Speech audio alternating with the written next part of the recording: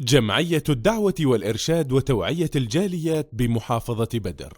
الحمد للہ رب العالمین والصلاة والسلام علی اشرف الانبیاء والمرسلین نبینا و حبیبنا محمد وعلی آلہ وصحبہ اجمعین، اما بعد۔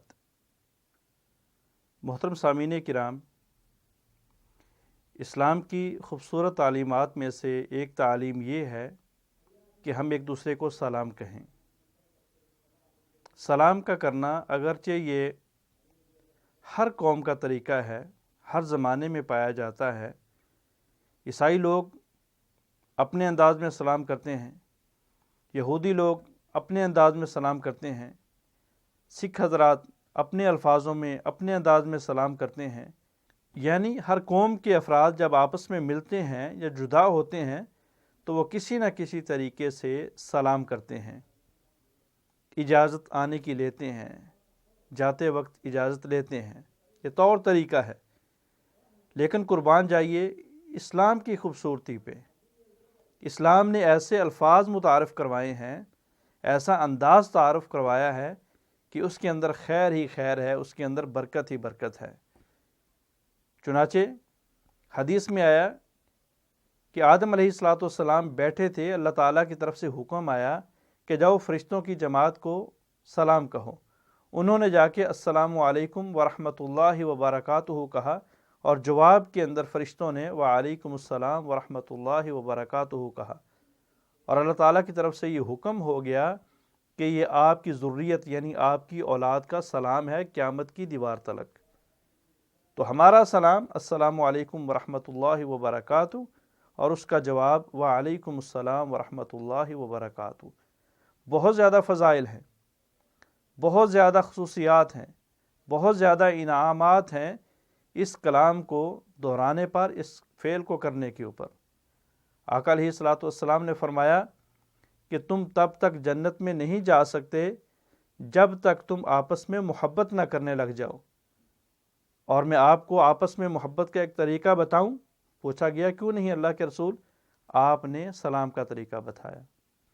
عبداللہ بن سلام کہتے ہیں جب میں نبی علیہ الصلوۃ والسلام کے پاس گیا، میری پہلی مجلس تھی، پہلی ملاقات تھی، میں نے آپ کی تعلیمات میں سنا کہ آپ فرما رہے ہیں افشوا السلام، سلام کو عام کرو۔ صحابہ کرام کہتے ہیں کہ ہم سلام کرتے تھے، ہر وقت ایک دوسرے کو سلام کہتے تھے۔ جب ہم چلتے راستے میں کوئی درخت آ جاتا، ایک دائیں طرف سے دوسرا بائیں طرف سے، جب دوبارہ ملتے تو ہم سلام کہتے تھے۔ اور اسی طرح نبی علیہ الصلوۃ والسلام کی حدیث ہے کہ سلام کیا کرو، مصافحہ کیا کرو۔ صحابہ کہتے ہیں کہ ہم اگر اکثر میں آپس میں ملتے، تھوڑی دیر کے بعد آپس میں ملتے تو ہم مصافحہ کرتے، سلام لیتے، اور جب ہم دور سے آتے کچھ مدت کے بعد ملتے تو معانقہ کرتے۔ معانقہ جیسے بھی کسی دیس کا، کسی ملک کا، کسی علاقے کا رواج ہے، کیا جا سکتا ہے، شرعاً کوئی حرج نہیں ہے۔ لیکن ایک طریقہ وہ جھک کے سلام کرنے کا ہے، جو کہ عیسائیوں کا طریقہ ہے۔ عیسائی مذہب کے اندر اپنے سر کے اوپر پہنی گئی ٹوپی کو اتار کے اور تھوڑا سا انحناء کر کے جھک کے سلام کیا جاتا ہے۔ تو کیا یہ طریقہ اسلام میں درست ہے؟ کیا اسلام میں جھکا جا سکتا ہے؟ قطعاً نہیں جھکا جا سکتا۔ اسلام میں سجدہ حرام ہے، کسی کو سجدہ نہیں ہو سکتا، نہ تعبدی سجدہ ہو سکتا ہے، نہ تعظیمی سجدہ ہو سکتا ہے۔ کیوں؟ اس لیے کہ سجدہ عبادت ہے، سجدے کے اندر خشوع ہے، خضوع ہے، سجدے کے اندر جو ہے وہ ذلت ہے۔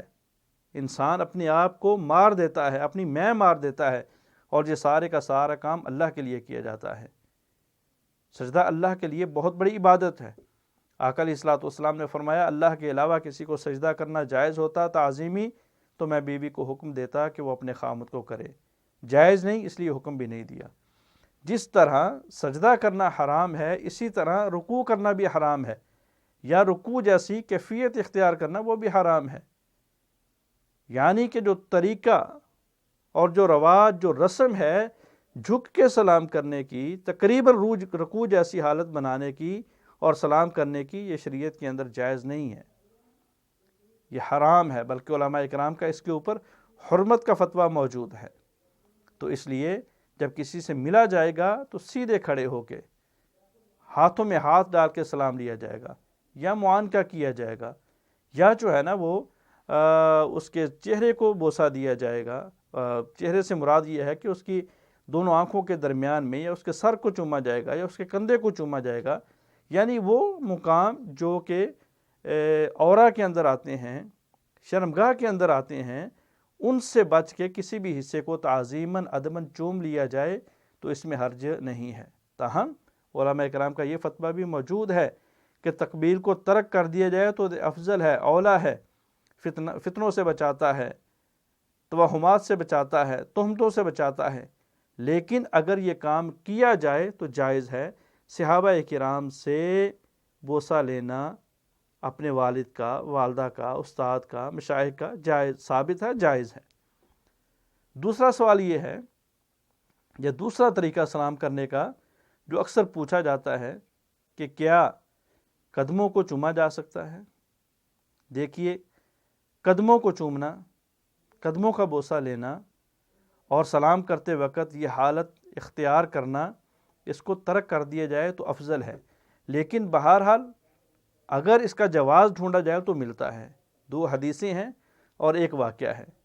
پہلی حدیث کہ یہودیوں کا ایک وفد نبی علیہ الصلوۃ والسلام کے پاس آیا، انہوں نے آ کے آپ سے کچھ سوالات کیے، لمبی حدیث ہے، بالاختصار بیان کرتا ہوں۔ جب آقا علیہ الصلوۃ والسلام نے ان کی توقع کے مطابق اور ان کے علم کے مطابق بالکل صحیح جواب دیا تو انہوں نے نبی علیہ الصلوۃ والسلام کے قدموں کو چوما۔ پوچھا یہ کیوں کیا؟ کہا اس لیے کہ آپ سچے نبی ہو، آپ نے جو کہا حق کہا، سچ کہا۔ کہا مسلمان ہو جاؤ۔ کہا اس لیے نہیں مسلمان ہو سکتے کہ یہود ہمیں مار دیں گے، ہمیں قتل کر دیں گے، جان کے جانے کا خدشہ ہے۔ کلمہ نہیں پڑھ سکتے، لیکن جو آپ نے کہا ہے، حق کہا ہے، سچ کہا ہے، واقعہ یہ آپ کے سچے نبی ہونے کی نشانی ہے۔ دوسری حدیث کے اندر عبد القیس کا ایک وفد آتا ہے، نبی علیہ الصلوۃ والسلام کے پاس آپ کے قدموں کو بوسہ دیتا ہے۔ دونوں احادیث ہیں، اگرچہ علماء کی اس کے اوپر کلام ہے، لیکن جمہور کا موقف یہ ہے، جمہور محدثین نے ان حدیثوں کے اوپر جو حکم لگایا ہے وہ صحیح کا لگایا ہے، اور جو واقعہ ہے وہ امام بخاری اور امام مسلم کا ہے۔ طبعاً امام مسلم امام بخاری کے شاگرد ہیں، استفادہ کیا، فیض کیا، ملاقات ہوتی ہے، دو آنکھوں کے درمیان بوسہ دیتے ہیں اور کہتے ہیں کہ اگر آپ اجازت دو تو میں آپ کے قدموں کو چوم لوں۔ تو علماء کرام فرماتے ہیں کہ آپ نے قدموں کو چوما یا آپ نے اجازت مانگی۔ راجح یہی ہے کہ امام مسلم نے امام بخاری رحمہ اللہ سے اجازت لے کے ان کے قدموں کو چوما بھی ہے۔ سلف صالحین سے یہ طریقہ ملتا ہے۔ لیکن اگر یہ طریقہ استعمال کرنا ہے تو چار چیزوں کا خیال رکھا جائے گا۔ سب سے پہلے یہ کام پاؤں کو بوسہ دینے والا، پاؤں کو چومنے والا صرف والدین کے ساتھ خاص ہے یا اپنے مشائخ اساتذہ کرام کے ساتھ خاص ہے۔ دوسرے نمبر پہ یہ طور اور یہ طریقہ ان لوگوں کے ساتھ نہیں برتا جائے گا جو حریص ہیں اس کام کے، جو چاہتے ہیں کہ ہمارے ساتھ یہ کام کیا جائے، پسند کرتے ہیں، خوش ہوتے ہیں۔ تیسرے نمبر پہ یہ کام اللہ کا قرب حاصل کرنے کے لیے، اللہ کی محبت حاصل کرنے کے لیے کیا جائے گا، نہ کہ دنیا حاصل کرنے کے لیے۔ اور چوتھے نمبر پہ یہ کام کبھی کبھار کیا جائے گا، اس کو مسلسل ہر ملاقات میں نہیں کیا جائے گا۔ اللہ عمل کی توفیق عطا فرمائے۔